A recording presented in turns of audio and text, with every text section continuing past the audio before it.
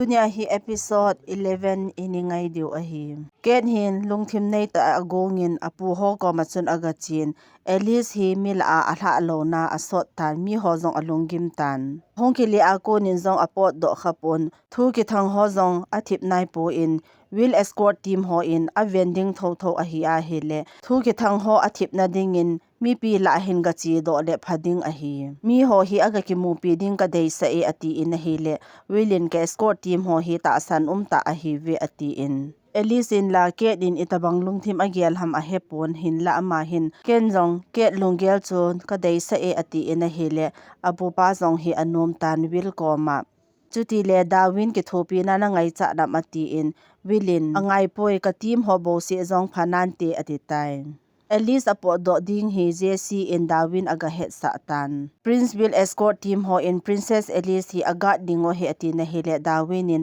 ai event ding detail ho aboni nei hin het sa in ati na hele. JC in henge gang ta in hin khol do inge ati in achi do tai. Pen in Darwin phone a hin ball paper in a hele Darwin in Princess in ama ka vet call ding hi ai dei pon. Prince Alan hi nagab mu do tam tin adong in a hele. Pen in a I min ka mu do nai poi ka hol jing na lai ji ati tai. Alice hi event na khat na hin aga zautan. Willin zong anung hi aga zuye. Chi program ka hin ket hin Darwin hi akawin. Naki thopi na khat ka ngai cha e ati in a hele Darwin in ipi ham seizin ati in ke din tu ni kapot do go in guard ne hung bolin ati na hele Darwin hi anom pon mission thopi ta khat ka neizin King Henry thopi hi ka zui angai ji ati in amazong ke guarding chu anom pon achi do tai. Alice in zong chi event na chu opening ceremony hi ji hin ribbon cutting a bol go na hele anu na nga pistora hin ahung ki ka min agat pa hi akikap khata na hele Alice zong akicha walin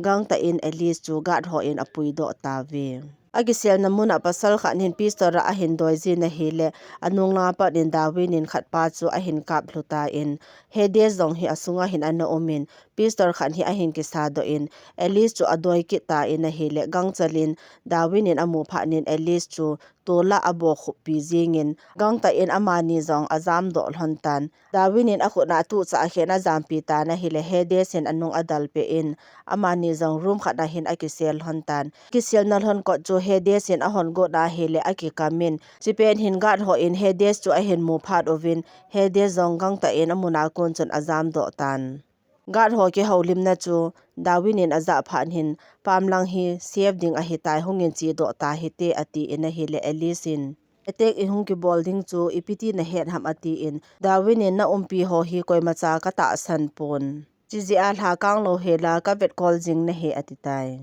Alice a hin hu do ji hin King Henry hi Darwin chunga hin ake pa hle jingin Willin sei masal le chon phalhe ding a hi ka permission be helin ka sepe ho duty na suboi jin ka sepe ho zong akisu kha lo ove izem tin bol khil that le chon Alice zong ki so kha thei hi chume ati in a hele Alice in izem tin Darwin in sei masa zong le ita san loading a hi in ACP masat lo hi aphazo e ati in a hele ke nin chiji a hiba ipu pa in Darwin hi Alice be coldinga akau hiding a hi ati in King Henry in tuapa na Darwin in Petra duty ala ding a hitai ati in Will koma na sepe ho chu palace guard in pansa ta na ti na hele Will jong chu anop ada in henge ati in King Henry in Darwin koma Alice hi phata in hin ve kolin ati na hele Darwin in zong henge ati tan ket bang hi asung langa alung anom hi be e Alice zong achi chi na hin Darwin in azuita in Alice in Hades ahung di chu sei masal le chun ama mandinga mi zong ka hin pui thei hi chu me ati na hele Darwin in izem tin sei leng nei ta san yel ding hinam kamel cha bon munom lowa sei zong leng na ta san loading a hi ati in a hele Alice in zamdo na di chu iti ka na nagot hamzania chula palace la na wale le ka mu chu me ati in a hele Darwin in hata a attention nei pi zi in ka ki pa e aji chu palace la ka wale le zong na he e ati na hele Alice in attention ka pi lo wanga na chi na chana ka mu thei chula nang le nang ki gel sang hi in lang topic zong chu hel hi in ati tai Alice to ki mu to chai pha nin Darwin zong hung pot do in Willin a kau ji chun ipi na sei no ma nei ko ham ati in a hele Willin na het lo ji anei do he a hi lo le na het lo ta ta ham ati in Darwin in nasipei ho duty ka su boya na gela hele no mo sa hi tin ngai dam athumin ka bol zo si hi at least safety na dinga ka bol a hi ati in wilin at least ding zi ana bol he a hi lo le ke zum so ding zi ana bol ham ati in dawinin hitia chu na gela hele lunghang hi in ka bol him zong a hi poi ati in ngai dam athumin na hele wilin achuti zong le aphai at least ga da phata na panding hi King Henry thilpi yong hi ke man ka zui ding ka respect ding a hi zi chun at least hi phata in hin vekolin ati in a hele Darwin in zong henge ati in ama zong achi do pe pe tai King Henry in sepei ho hi a khomin hedes thilbol zo si hi abonin a sei su ta na hele at least in Petra athi masang chun in sei pe in hedes thilbol hi achanga abol a hi pon aki thopi o me hi anati in koi a hi wang aki hepon episi a hedes to ki tho a hitia hi abol ham zong aki hepoi a mastermind pa chu aki mat do to ka hedes in zong anga loading a hi ati in a hele ket hin at least to say chu ken zong ka pomi ati in at least in officer ho ko ma hi thu hi phata ana hin holding o he ati na hele khat hon zong henge ati ta be at least in Prince Alan zong hi a target do hi zi hin aga na thei pe na Prince Alan hi na hin hold do ding o he ati tai Hedes and Apister chu ket anung pi in mission hi ka suboi wali nei that do jing ta na tin na hele ke nin hiti lom loma chu gi loka hi pon mei thal chu ki koitan tu hi nang le nang thep mo na ki chan phat a hi pon nangin zong na bol thei chan na bol a hi ken zong ka henai het ma banga Darwin hi mi mei mei a hi pon ama hi le so na Alice hi na tha ding a hi tan tu hin la kapu in security tai ta in a koin tam khat hi nang zong na ki sel mang hung ngai ding a hi ati na hele hedesin coronation program ma sanga Alice hi itha te te ngai a hi ati in kedin a hi wanga Alice hi pale sunga a hi zi hin a hi theipon Darwin in zong phata a protect a bol a hi a hin tu ta a hi alan pale sa lo agar zong koi ma lo a hi zi hin ama tha na ding chan zo hi atamin chi in langgang ta in alan hi ga hold in ati tai Alan le pen in zong thing ti ding hi aga chom hlonin pen in thing chu apin ke man thing ga hol be in ka ti chi ana choin lang in na ana chi masata na ti na hele alanin na de bolin ati in ama zong achi tai Darwin in go thim chan pen hi fon a bolin Prince Alan na mudo hitam langa hedes in Alice hi attack a bolin Alan hi pa ma apo na hele safe loading a hi in gang ta in chi in langa hold do loizin ati na hele pen in apet pe na ka hin report lozi in long hang hi in Alan ka mudo tai tin aman zong a sei do ta na hele Darwin in hoilaya ham ati in pen in na ta bang ka sei do thei loading a hi ati na hele Darwin in Prince Alan zong hi danger a umin tun la koi macha avyang bit ding a poi ati na hele pen in Prince Alan na hi mol chu nga khoniau cha a hi in mi pi ho ako ni zong aki gam hla in hi chi chan bo hi ka sei thei a hi lungkham hi in ke man phata in vyang bit nang ka te ati in Darwin in adin mun a boys in na changa ipiti na vet call ding ham ati in na hele Alice in aki ho thon a za pha nin a phone alla in pen chu aki ho pin Alan hoya hamtin adongin na hele anin a sei go na hele Alan hin aga mudo in Alice in Alan to no khom hamtin a ho pi wang hin pen hin imacha a sei tapon Alan in a phone chu ala pin a vet na hele Darwin a hi pha nin alung hangin a phone chu tol se nan anein a sep setan koi macha ko ma sei do hin ka ti nei lo hamtin alung hangin a hela penin koi macha ko ma ka sei do poi ati in lanin a khot na akai jin chi jeng tan ati in a hele pen hin lung hang wal hi in ka thu sei hi ngai phot nin Darwin in i hin ko la na na chu e hin dongin Princess Alice hin na lung kham pi ana hol jing a hi wanga na na hi ka sei do poi ati in a hele alanin tilaya hi ka loi banga na dinga hele umin lang Darwin ti Alice ti na contact thei loading a hi ati tai Alice and Darwin koma Alan na na he nam ati in a hele Darwin in lungkham hi in pen in phata in au umpinan au na zong a sei do sa poi ati in Alice in hedes in Alan hi atha nom a hi zi hin chi a hi ka ganung pui te ngai a hi gang chalin Alan ko ma nei poison tin order abol khomin na hele Darwin in crown na ki chu zi over Prince Alan hi pale sa hung ki le nom lo a hitan hi chi position ji azong hi anu le pa zong hi achan lo a hi pales ami adi sana nang hi na ki mupi nom poi ati na hele Alice in kezia Alan hi ahung ki nung le nom lo wa hele chi ta chu ka chi a ke mata in ka ganung pui ding a hi Jesse chu ka room a hin solin tin a chi go na hele Darwinin Palace na dal ha theilo ding a hi adian zari ati in Alice in nei kham zong le chun ka chi tho ding a hi in hi je chun nei hin zui ding hei nei hin zui lo ding ham ki gelin ati na chi do tan ama zong Alan Holding chun a hung ki go do tan na hi le Darwin zong chu upai pon ama zong a ki go do tan gu thim cha in koi ma het lowin ama ni zong Palace a kon chun apot do hlon tan Alan hi aga hol hon tai na ta a het hlon lo je chun agin mon na hlon chu aga vel hlon na hi le amu zo hlon pon ama ni zong hi alungim hle jing hloni Darwin in Jesse hi phone a bolin Prince Alan ka mu hlon nai pon Princess po do hi a het do over mati na hi le Jesse in na po do hlon koi ma cha na he poi ati in Darwin in Palace a thil ho nang man phata na na boi pi in lang Prince Alan ka mu hlon le jing le ka hung ki le pe ding o heta ati na hi le Jesse in na na hlon chu nai cha hi te la kilome Princess mo na na ina chu uma hi ati na ki ho pe hlon hin a phone line hon hi a hung tanin a ki ho thei hlon ta pon Jesse zong chu a ki nung chi ta na hi le ket hin a ki ho hlon hi an da thim za ki de Tipanin gang ta in hede si phone a bolin Alan Holin Alice le Darwin a hung po do hlonin Alice hi hoya hamti na he in namu na Alice ti Alan ti ani ni hlona na thading a hi atitai Darwin le Alice zong mun khat na hin agi pa hlone Dingka hi Alan apot do go na he le penin hoya na chi go ham ati in Alanin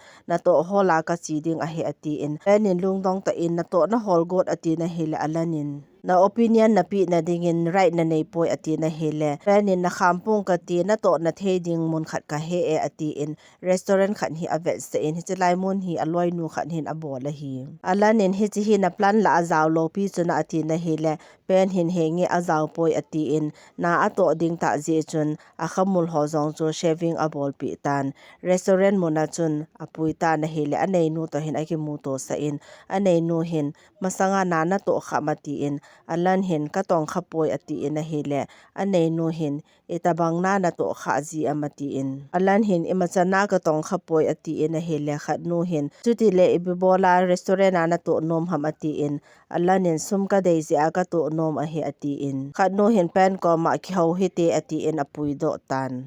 pen ko ma ama pa khu na loi hilo pi chuna ama pa khu koi momong ham ati in a hele pen hin ai imin ama hi ka loi ta hi ati in aloi nu hin nang na to tabang ka na to kha hi hai mil hi in hi chi pa khu VIP hi chuna ati in a hele pen in ai im thei ta pon ai hi e hi wangin na to na hi pi te zin zong so de pon te ati in a hele kha no hin no mo asa lowa hele ka ki thopi thei a hi ati tan na to na cho pi in ana to ding chu kichana kung sop ding hi a hi in ama hin kung la sop khapon angap lal he zinge pen hin na ngap lawa hele to da jing tan ati in a hele Alanin mi zo sin a bol the a hele bola kin ka bol thei mo ding ham kana to ding nei su boy hi in chi do jing tan ati in a hele pen jong chu apot do tan Alan jong chun bol thei mo sa san kong ho chu asop tai pen jong aloi nu ko ma chi in na phone chu nei za sa in ati in gang ta in Darwin chu phone a bol tan Darwin in hoya na uma ka hin contact do zo poi ati na hela penin khatwei chun Prince Alan in ka phone a sep setan Prince Alan ka gamu do hi Princess Alice in a het do tam ati na hele Darwin in henge ati in penin thil khat ka sei pi nom khat a umi tu jing ka phut lo Halloween Prince Alan in na ka tong nom me ati in ka gela hela safe pon trick ka bolin Mali restaurant na ka ga to sa in Mali in eki thopi hlon wang hin ka gela hele aden zari ati na hele Darwin in Princess to ka hong thlona ka hong pui do hlon dinga hi ka na hlon hi Mali restaurant to akigam thlat be tapun ka hong hlon hi Prince Alan nan he sa loading a hi atitan aki ho chai hlon hin penjong Alan ko ma chun anung chi ki nin tu poi mo ta khat ka sei pi no me tu nia no chan hi apha hle jingin kichana kung hi tia na sop thei ding lam jong hi kana ta san poi ati na hele Alanin min a bol thele bola ka bol mo ding ham ka ti chula ati in penin Palesa na hin khoman na mis lo ham ati na hele Alanin Palesa ki pa lo ta hin kho ka man sanga laya hi tia ka hi nom ka sajoi je chon pales thu hi avelin hin min pha ki ta hin ka ngai nom poi ati in pen jong chu seile seilo ding chu alungim the jinge alan hin kong sop se hilowin hlong ho jong chu anazu nin staff khan hin pam langa ki thopi ka ngai cha in ni hung ki thopi ati na hele alan nin jong thlong azut pha chun ki thopi ding chun achi do tai Darwin le Ellie zong restaurant chu ahung hlung hlon tan amani zong achung langa hin akal tol honin Darwin in ipi hele to phonin atin Ellie chu ato sa ta na hele Ellie in alanin ipina momong ato ham ati in Darwin in kitchana atonge ati phan hin Ellie hin anato na ka gavet no metin ading do in alut go na hele Darwin in akhamin Ellie zong achi te ya hele mi khat to akita ton akita tu pi pa hi koi madang hilawin alan a hi in alanin zong Ellie amu do hin kidang asal he zingin penin zong amu phan hin a hin dal lut peitan alan hin Ellie amu phan hin pen chunga chun alung hangin sei do hin kati nei lo ham ti dan hin ma zong lu hang ta ina chi do ta na hele Ellie hin anung adalin alan chu akovin pi hile ki homa sa hi te tin azoli na hele alan hin na ko ma seiding imacha ka nei poi ati in Alice in mazo si ke mo a he tin ngaidam athumin zem tin mi zo si hi ka gal mi in anamuda ing kating mila akonin aniki sel mang daleng napa to zong ki het khel na imacha ka nei thon loading a hi in athi masang nge ya ka ki ho to thei thon lo hi ka ki si na pe na hitai chi je atunya hi nang ki mu pi dinga hung ka hi in pale sa hong ki letan laimun hi aden zare in sung mi zong e ha man wal tawin avela koi ma cha chan ding zong kanom tapoi ati na hele alanin ke chan ding na deilowa hele laya kop na hin nei thim sa be in lang chule laimun hi danger a hi pon pale sung zo hi danger zo a hi ichi crown hair position ji a hi ke zong laimuna den dinga hi ki gel ha ka hitai ati in hele Alice in thuta a ko na chu jam mang din a god a hi ati in alanin pi hele ke zong ki gel ha ka hitai ati in no hang ta in alu ta na hele Alice in anung azuin Darwin in Alice a khamin am khala ki gel na ding phat pi in ati tai alan zong mun khatna hin ama zong adingin aki ngai tu na hele pen hi aga chi ki nin Darwin te ni in lai chan na hung hol do hlon na dinga plan ka nei poi ati in na hele alan hi alung hangin pot do in na mel zong ka munom ta poi ati in panin pi sei zong leng la nei ta san po na tin a hi wanga ka gel kho ji a ka sei pi na hi itabangin ki ham bolin lang nang le nang ki khel gu zong le chun a chaina le prince na hi tho ding hi chume ati in na hele alan hin gang ta in ki pot do in ati in panin zong pot do pong ka ti ka duty ka chai nai pun ka duty a ki chai phat le bo chi nang ka ti commission chu hi le nang ven bit na ding le pale sa dam sela na ki le ding hi a hi in chi chu a hi thei phat le ke zong si nang ka ti ati na hi le alanin izem tia nang na chi nom lawa hele ke zo chi do tang ka ti ati ina ma zong a chi do tai alanin alung agel ha nai lo ji hin Alice hi alung a kham the zingin Darwin in pale sa kinung le tan ati na hele Alice hi anom pon alan ahung lawa hele kinung le pong ka ti alan akile lo le ke zong kinung le ta pong ka ti ati in alan akile ding bo chu anga jing tai Darwin in achai na le decision la di chu alan bo a hi in hiji chun pha cham khat pi in ipi hele alan na ina chu puiding ka good mong na hi ati in I address to avet sa tai chipanin amani zonggang ta in alan na in lang chu azon hlontan alan na ina akileta na hila pen hin anung azui pe in alan hin hauzong a ho pi pon pen in zong thip be na nung hi azui zui jing tai na in chu aga thong thon ta in alan in ko da hongin pen ko ma lut nin lang na thil hoga ke la do in ati in sung aga lu na hele mi khan hin alan hi a hin man pe jin pen in a pistor asat do pe in mi ni hin alan hi aman hlon tan ama ni se hi ta lovin mi hi ahung lut be ta vi at least ni zong in chu ahung thlung thon tan Darwin in aveda hele thil dan chu di the asapon amani achi a hi ta le iti dana thip chat ham ati in aning lang kha na hin achi phei hlonin amani zong pam langa kon hin all in sung chu avel hlonin bedroom lang ko da pat chun all chan alut hlonin in sunga chun all cha chan aga lut hlon ta na hele Darwin hin asunga mi chu a het pha nin gang chalin a pi story akha min mo zong hong ke thovin khan ho hi akidal pi ta ve he desin alan hi amanin pi stora adoi tan gang ta in na may thalu koi hlavin ati in mi ni hin Darwin chu amanuven apistor jong cho la pi ta ve Alice in gang chalin alan chu hlado in ati na hile Hades in thado pung ka te ati in Alice in ke nei thano ma hele nei that jing tan alan chu thado in ati in Hades in alan ko ma seinom na neyam ati na hele alanin Alice ko ma vetang wangsit na zo si na hin po lu ta hi me tin Hades ko ma nei thanom le nei that jing tan ati in Alice ko ma gang ta in po do jing tan ati in Hades in vetang na uchol hanana ki khen honding heta hi me izem tia na unu hi boina sima hiya hile ama ka thama sading a hetin Alice chu pistor adoizin Alice in alan ko ma vetang chipa hin ipi na lo hi na het tam nanu le na pa that chu ama hi chu me ati in alanin jong ka pa na tha atin akitom za za in a hi le Hades in anung mat ki nin hi chi kana bol chu kana bol khel lin pen ta a hi kin ka tha nom chu nang na hi bove ati in a hi wanga na so pinu hi ka tha ma sat ding a hi ati in Alice chu adoizin akap ta in a hi le Darwin jong hi ake do jing in a hi le aban hi akap kha in alan akitom do in Hades chu avotan chika hin apistor chu gang ta in ala in kanula ka pa that nang na hi ham ati in akap ta in a hil aban akap kha pe in chipen hin police ho hong lut pe uvin Hades jong azam tan Darwin hin anung hi adal pe tai Hades hi mola a azam ta in a hil Darwin le sepe ho hin anung adal ta vin numei khan hi anung langa pat in a hong phein Hades chu akap ta in a hile Hades jong cha lung dong in avena hile koi madang hilovin ket a hi in ket hin ama asei do ding hi akicha ji a hi Hades hi atha a hi tai Hades jong mol chunga pa chun a hil hatan ket jong hi azam ta na hile Darwin hin agal mu in adal pheizin a holova hile Hades hi amuzo ta po ve alan hin anul apa to alim ke la na chu ave in Alice in alim chu ala pi in pale sa hong ke nung le tan tin azolin na da na ding lampi au umpoi tuni ta banga na wang phat phat jing loading a he ati na hele alanin kile ding chu ke ke hi pon nang zo na hi in tunin nang hi le chun koi macha e hu do azong hung loading e muwa e thawa le ka thi le ki chai ati na hele Alice thi ki ti chu e macha apan na a solve na a umpon nanu le na pa athi a hi wanga ipi ki solve de am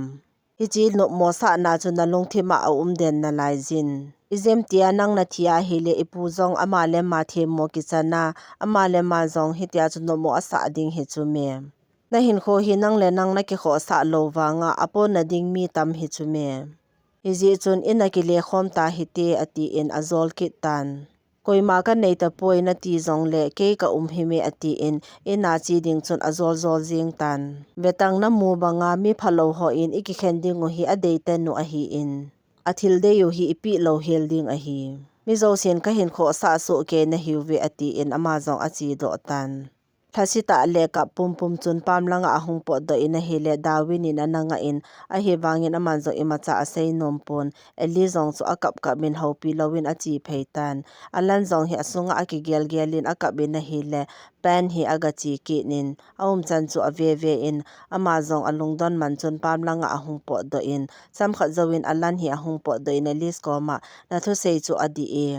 iti chan hi zong le li in kisel thei pung kating zam go zong leng zam thei di pung kating thuta chu ken zong ka accept angai tai nang to pale sa ikile khom ding kanu le ka pa tha thi koi ham ka hol do te te ding a hi ati na hi le eli zong hi akipa walin achi in aga koi jin pen le Darwin zong hi akipa hle jeng hlone Darwin in akisu kha na chu kisu thi nga lo ki nu di ati na hi le Alice aga chi in na changa na bol thei ding hinam kin ka hin bol hu ding ham ati in Darwin in ke man ki bol thei nang ka ti ati na hi le Alice in ke man na bol pi nang ka ti atin ataw sa in ati na chu asu thing pi in lo anu pi tan tu chung Hades hi zam mangkit dan ham ati na hi le Darwin in ken jong ka he chen pon athi long hi akimu ta ka aki sei thei lo ding a hi mi kha den a hin ka min wadunga akile lu ne ati na hele Alice in koi a hi dem ati in Darwin in chepe ho in athi long hi a hol lai zu a hi in aki muta ka a athi lo aki sei thei poi ati na hele Alice in nei pan pin ho hi ka sa zo chi a hi ta poi ati in Darwin in nang na save pho na hele ka ki pa a hi jengi ati in Alice in jong ima sei ta pon ati na chu atum pi tai alang khana alan hi athil ho hi aki go tu ta in pen jong alan ko mahin agachin tunwang Thailand na nei nung sol thei a hitai kamel zong na ki musa tapung kati ati in a hile alanin achuti le chi jing tang ati in panjong chi de ki go na hile alan hin aga nung kham ki nin nang na chi do a hile kon evet colding hetam ati in a hile penin ata ana sei ham ati in alanin hengi ata aka sei a hi ke nei lungim pi ji in ka ki pa e ati in a manjong ki pa thu a sejin chule a pha si le chi do an ka ti ji jong no mo sa hin ati na hile penin na lung a han nom jong le lung hangin a hi wangin ale sa sef ta na ki le pau le kho ka sapoi ati na hile alan jong a ki pa ji chon aban chu atu upi in to apa na no jong ka hin no do loading na hitai ati tai che phanin am ho jong pa le sa hin ahung ki nung le ta ve apu le ket hin ananga hlonin apu hin anga lal he jingin eli jong chu asunga ahung lu din cham kha zowin alan jong chu ahung lu ta in a hile apu pa hin alan amu mu hin akipa walin akoi jin akaptan a hi wangin ket hi alung a hang le jingi alanin ka hin su lungim gim ji in nei ngai da min tin ngai dam athumin kalung neu ji in thuta hi ka ki mai to pi ngampon ka hin su lungim gim jingi ati in apu hin koi macha ikoi moto loading o he ati in akipa walin akoi jin a hli su jing tan alanin pales dal ha na loading in elis ko ma jong ki tep na ka nei ji ati na hele apu in masangin chapang tabangin na umji e ka nati in a hi wangin tun wang nalungjong apil hing tan na tha samna na ki dal pi ding chu ka ki nep na a hi tini kho na thil to zo si chu experience na la ding a hi ati in atil khota in ama zo akoi ki nin akhli so so jing tan a ki pa hle jingi alan a hin nung pui ji chun elis ko ma jong chun ki pa thu a sejin I hobo si hita ve ati in ken hin chanu chu ave in na hele apona in a hli aso in ama don lo hela am ho pu cha bo aki koi chu ave in na hele ama hi apam pe danovin aki gelin chanu chu ave in alung thima hin alu hang hle jingin dawin hin ket chan chu athim vet vet jingi Darwin in King Henry ko ma hedes chu aki that hila kilomin mi khanin wang a hin kap kha e ati na hila King Henry in na thu sei chu adi a hile thu ta ako na chu nai chai hitawin ama a hin lo chu athu pi pon athida na igel ding a hi meji a hi wanga athilong hi hol jing na lai ovin lang a hina hele gang ta mat do athu do ding a hi ati na hele Darwin in zong hengi ati tai Penin Darwin ko ma hedes hi ahing dinga na gin mo amati na hele Darwin in ki kap kha dan le akhi hla dan chu ka vet na hele hinglo mai the a hi in thilgong to le pa wang hi hing na lai ding a hi ati na hele penin koi dinga na gin mo ati in Darwin in koi a hi ding wang chu idea ka nei pon a hi wanga hol do te ding ka go ding a hi ati tai Ket hi ki het mo sa ta in Alice ko ma aga chi in Alice hi akhot na thimin amanjong ipina ti hamboi ham a hi lo le doctor ka ga ko pi ding na him ati in Alice in ima ati poi khuti an na lom zong a hi poi ati in ket nin alan hola chu iti ka na na pot do ham sei le chun ken jong nanung ka hin zui thei hi chu me ati na hi le Alice in Kinta le danger ta a hi zia ka sei lo a hi chu na hin kho hi risk aka koinom lo a hi wanga tu a hi macha ati tapon longim na di ma tapoi ati na hi le ke din thu ka za dana akar pri chu hedes dan hi chulana ati na hi le Alice in hengi ahungin mi zong a hin ki puizin wang phat ta in mi khanin ama hi akap li tan a hin aki mu ta ka a hi athi lo aki hepoi ati na hi le ke nin Thuta a hiya hele ki pa na lom me.